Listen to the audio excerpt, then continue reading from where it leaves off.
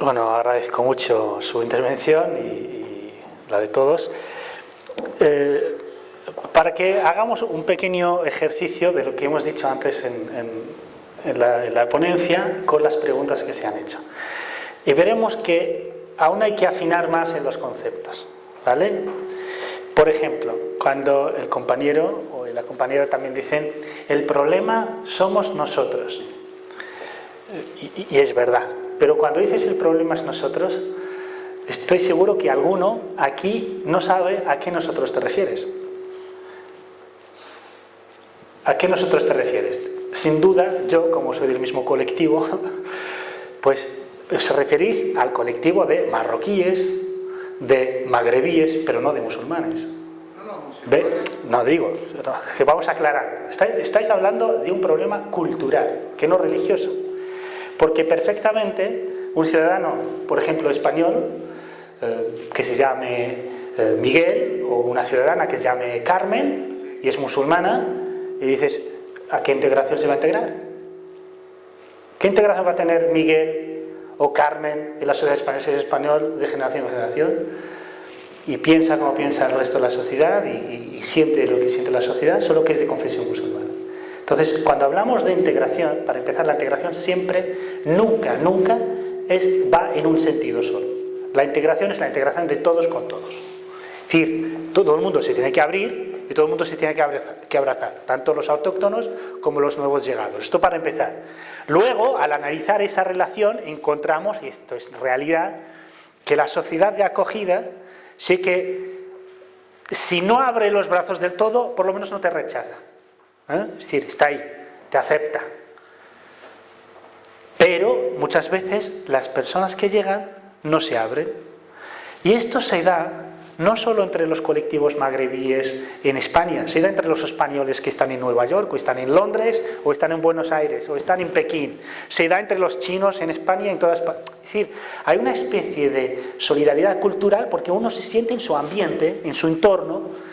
Si nos vamos a París, y si eres español, lo primero que buscas es un bar español para consumir la paella, para tomarte un vinito de aquí, es decir, normal. El problema no es ese. El problema es cuando hay un autoaislamiento o una marginación. Cuando alguien que es minoría margina a la mayoría, en realidad se está marginando a sí mismo. Se está discriminando a sí mismo.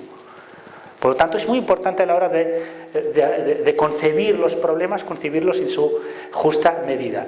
Hay mucha gente que tiene obstáculos o problemas en la vida, como en este caso, porque es marroquí, no porque sea musulmán. Nadie le ha dicho que no pueda hacer el ayuno, o que no pueda rezar, o que no pueda, sino que, pues porque es marroquí. Y viceversa. Entonces, hay que identificar bien los problemas y las cuestiones que habéis planteado son de índole cultural, no menos importante, evidentemente, pero es de índole cultural. Entonces, y cuando se habla de obstáculos o de algún que otro problema de índole cultural, lo que hay que hacer es, resetear y que haya concienciación de la gente para que sepa, oye, si tú eres de Ibn Miller o de Usda, o da igual, y estás aquí 30 años y no has aprendido el idioma, no sientes lo que siente tu localidad, lo que sienten tus vecinos, es que llevas aquí físicamente, pero mentalmente sigues ahí, fuera. Por lo tanto, es un problema. ¿Y esto dónde se ve? Se ve, por ejemplo, en las festividades locales. Es decir, cada municipio de España, cada pueblo, cada ciudad tiene sus fiestas locales. Y en las fiestas locales, normalmente las autoridades locales hacen puestos, hay una feria, y no participan. ¿Qué pasa? ¿También es tu fiesta? ¿Que no vas a cenar o vas a pasear con tus hijos, que sepan cuál es la festividad que se celebra en tu localidad? Participar en las actividades, proponer actividades.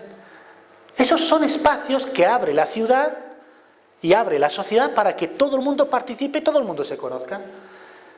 No va a ir la gente a llamar a tu puerta de casa a entrar para conocerte.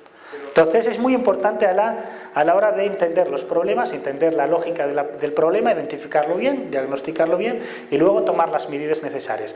Y yo no tengo ni la mínima duda de que la inmensa mayoría de los ayuntamientos de España es que si va un colectivo y habla con el ayuntamiento y propone iniciativas que facilitan la integración, que facilitan la convivencia, nadie le va a cerrar las puertas. Y digo la mayoría, no todos. Habrá gente que... Pero, digamos, pensando bien, y sobre todo pues, porque también es la realidad misma y por el beneficio, por el interés del mismo ayuntamiento que vayan bien las cosas, por lo tanto cualquier iniciativa para facilitar el conocimiento mutuo pues se facilita. Así que es muy importante lo de ese nosotros. Nosotros os estáis refiriendo a un colectivo determinado que es el magrebí. Incluso si queremos generalizar estamos hablando de gente de origen extranjero o inmigrante. Ahora te paso la palabra y... Lo de defender los derechos de los musulmanes ante el ayuntamiento. ¿Por qué los musulmanes tienen que tener una organización, una entidad especial para defender sus derechos?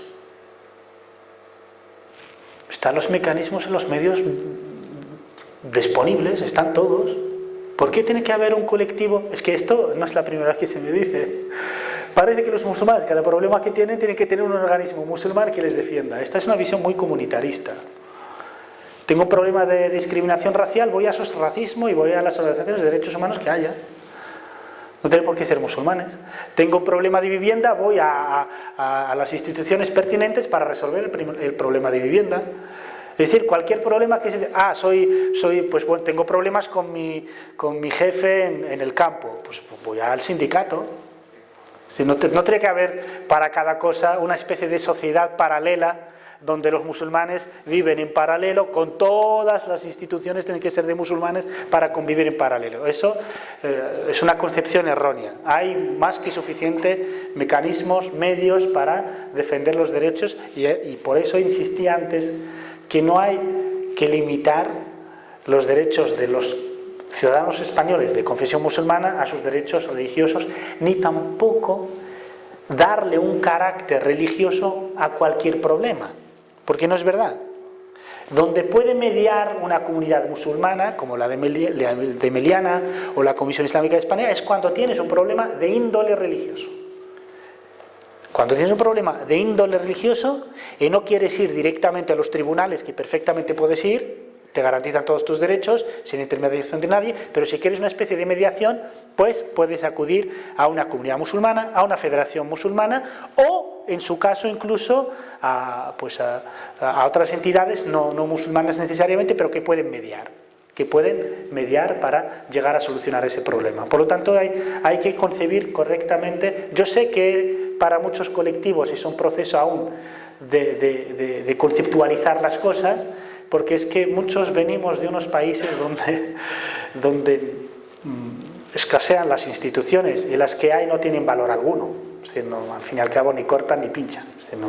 Entonces, y eso requiere resetearse, conocer las instituciones. Por eso es muy importante que sobre todo cuando uno es recién llegado y si no se ha hecho, los ayuntamientos también, voy a decir la mayoría de los ayuntamientos de España, tienen una especie de guía local para el que llega y puedes conocer a tu ayuntamiento. En los panfletos te dice cuáles son las instituciones sociales, sanitarias, culturales, los colegios donde puedes llevar a tus niños, donde puedes aprender tu idioma, te dan todo. Solo hace falta un poco de interés, un poco de compromiso y ganarte tu ciudadanía. Esto es lo que quiero decir.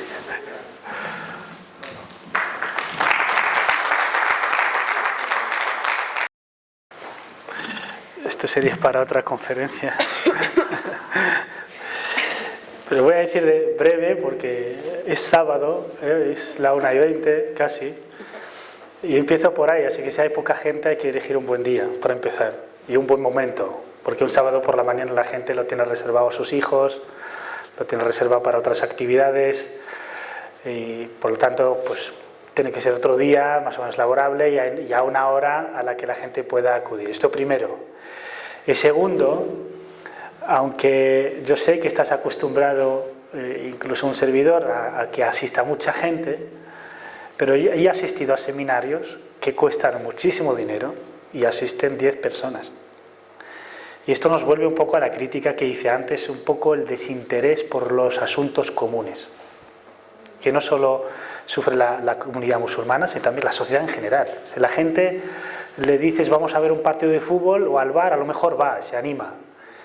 Pero ir a la conferencia de un señor sobre la familia, sobre los hijos, sobre los padres, sobre la convivencia, y no va nadie.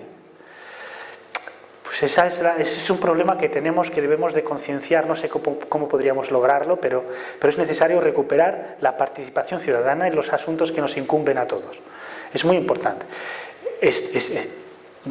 Seguro la inmensa mayoría de la gente es buena gente, por lo tanto no hay problema con la gente así como así, pero la concienciación, dar un pasito más allá de no ser un problema, intentar ser un factor y una solución, de solucionar problemas, ahí sí que flaqueamos todos. Es un problema que tenemos como sociedad. Entonces hay que ir más allá del interés propio y del disfrute propio para intentar ayudar a la sociedad, porque digo, la gente que procura que una sociedad vaya mejor, cuantos más, mejor será la sociedad, y cuantos menos, peor. Por lo tanto, así que hay que elegir un buen momento, evidentemente hay que hacer muy buena campaña, hay que llegar a toda la gente. Si quieres un aforo de 300, tienes que invitar a 1200. Hay cifras que te dicen cómo garantizar un público. Es decir, hay un cálculo. Si tú tienes un aforo de 100, no puedes invitar a 100, te van a fallar 80. Pero si invitas a 400, 100 te van a llegar. 90, 80, 100, lo cual sería un éxito. Esto lo hace la gente del marketing, que te dice cuánto quieres, gente te dice 1000, pues invitan a 5000 y tienen éxito. Respecto a la cultura y a la religión, si son obstáculos o no. Pueden ser obstáculos y pueden ser soluciones. Pueden ser obstáculos y pueden ser oportunidades. Depende de tú cómo intentas solventar o hacer convivir estas identidades. Respecto a que si puede cambiar de cultura y no de religión, yo te puedo decir fácilmente puedes cambiar de ambas o no cambiar ninguna. La persona es libre de cambiar de religión o de cultura o preservar las dos, porque es que aquí no es una cuestión de restar, sino de sumar. Tú eres, por ejemplo, marroquí, amazigh, musulmán. Amazigh es bereber, por si alguien no lo sabe. Llega a España. No tienes por qué dejar de ser amazigh, ni de ser musulmán, ni de ser marroquí. Tú adquieres con el tiempo tu identidad valenciana, española, europea. Así ha sido toda la vida. Así se renueva la sangre cultural, la sangre social, así ha sido. Pero si contemplamos o si entendemos que las identidades son excluyentes, va a ser problema. Entonces, como son excluyentes, no puedes convivir con cosas que son excluyentes, por lo tanto, te ves obligado a optar por una u otra.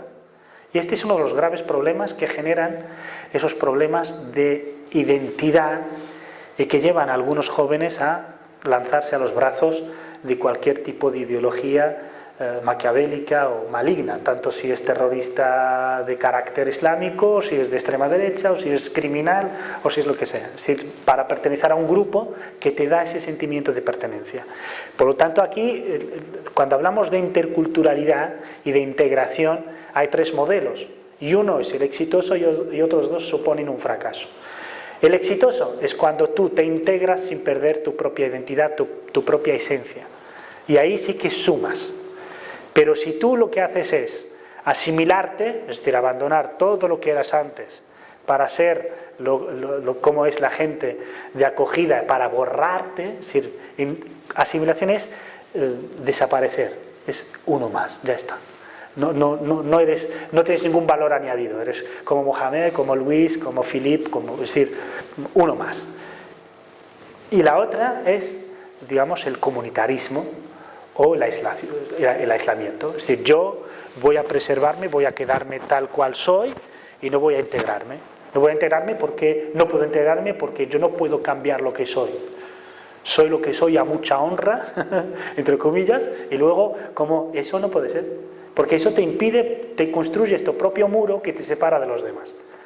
Entonces tenemos la asimilación y el rechazo, son las dos soluciones negativas que solo tienen consecuencias negativas a medio y largo plazo. Además del rechazo que genera la conflictividad de las malas relaciones entre vecinos y entre conciudadanos.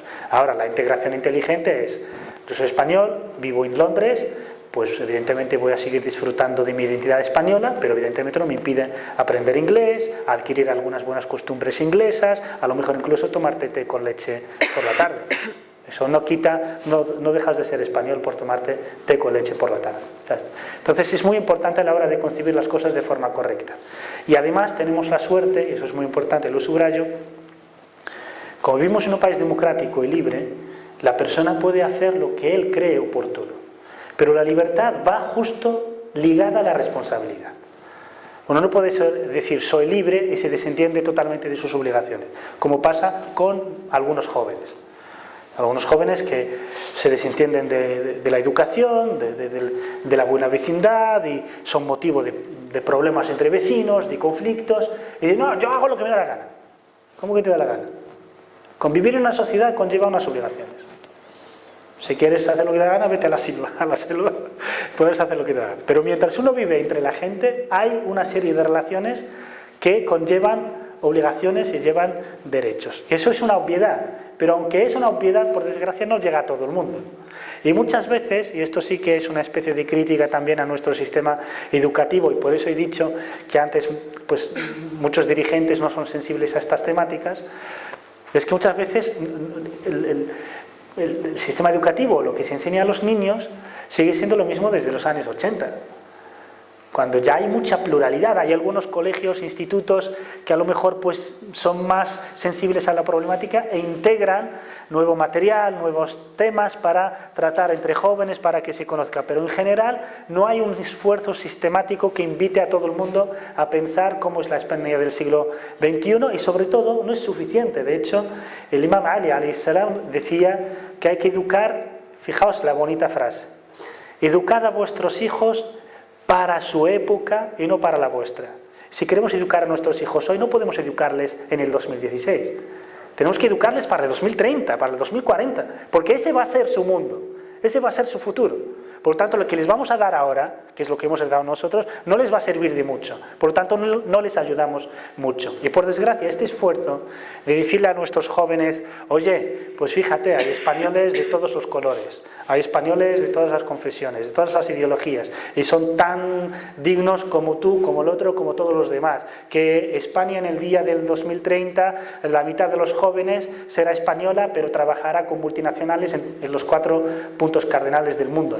Pues estás mentalizando a los jóvenes, chicos y chicas, cómo va a ser ese mundo para formarse y llegar a ese punto. Y que es muy importante, sobre todo, el tema de los valores, fundamental.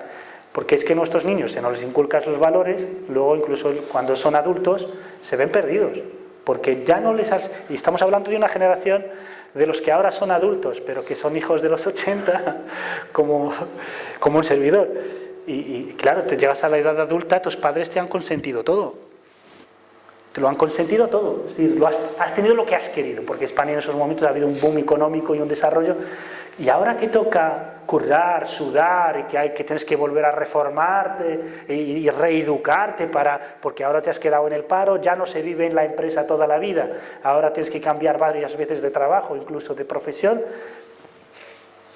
¿Y cómo lo vas a hacer si todos te lo han consentido? Entonces es muy importante la educación en valores para que nuestros hijos en el futuro sean flexibles, puedan dominar varios... Por ejemplo, hoy día analfabeto no se dice del que no sabe leer y escribir. Analfabeto es el que no sabe de informática, analfabeto es el que no habla más de un idioma o dos. Es decir, entonces hay que preparar a la juventud, no solo prepararla para su éxito personal, individual, en tanto como individuo, sino para su éxito individual, pero también para el éxito social. Entonces, tienen que ir ligadas de la mano, y eso es fundamental.